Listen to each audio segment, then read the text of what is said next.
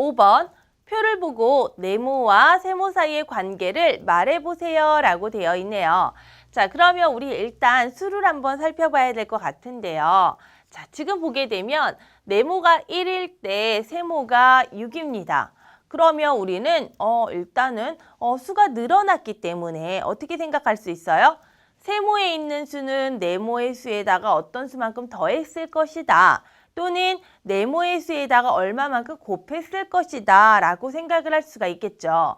자, 그러면 우리 뒤에 있는 수도 한번 살펴봅시다. 자, 2였는데 7이 되었어요.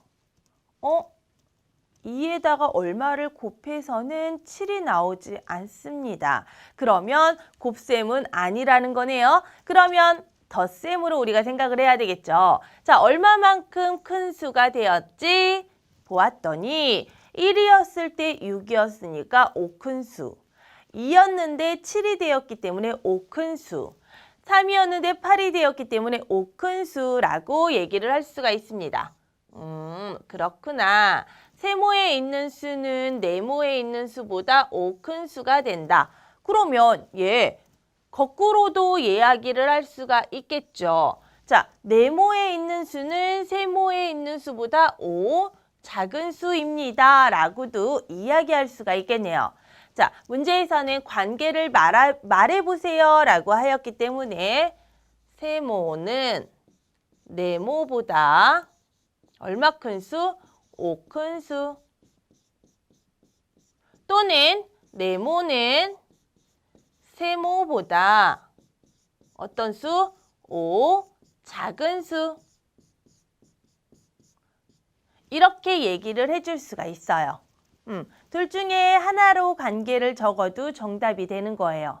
자, 그러면 우리 2번도 살펴볼까요?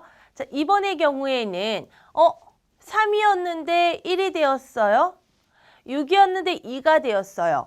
그러면 세모에 있는 수는 네모에 있는 수보다 지금 작아진 거죠. 자, 이렇게 작아졌을 때는 우리가 두 가지로 또 예상을 먼저 할 수가 있습니다. 작아졌기 때문에 뺄셈의 가능성이 있고요. 또 작아졌기 때문에 나눗셈의 가능성이 있습니다. 이 두 가지의 가능성을 모두 생각해 보는 거예요. 그러면 3에서 1이 되려면 어떻게 돼야 돼? 그렇지. 빼기 2예요. 그런데 이 관계는 모두 다 똑같아야 되는데 자, 여기 보니까 6에서 2를 빼게 되면 4예요.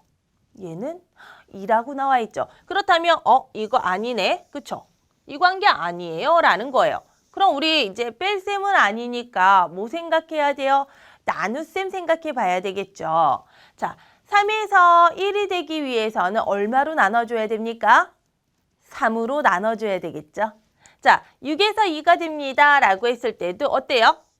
나누기 3을 하게 되면 맞아요.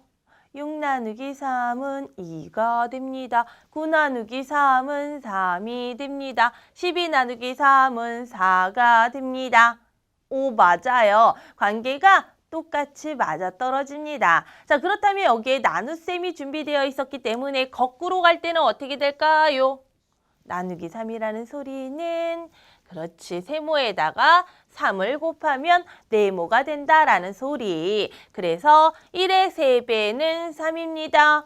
2의 3배는 6입니다. 3의 3배는 9입니다. 6의 3배는 18입니다. 라고 나타내 줄 수가 있는 거예요. 자, 그럼 이제 이 관계를 우리가 말로 잘 적어봐야 되겠네요. 자, 어떻게 해야 되지? 그렇지, 세모를 먼저 말을 하게 되면 세모는 네모를 3으로 나눈 수. 이렇게 얘기할 수가 있고요. 또는 네모는 어때요? 세모의 3배인 수라고 이렇게도 이야기를 할 수가 있습니다.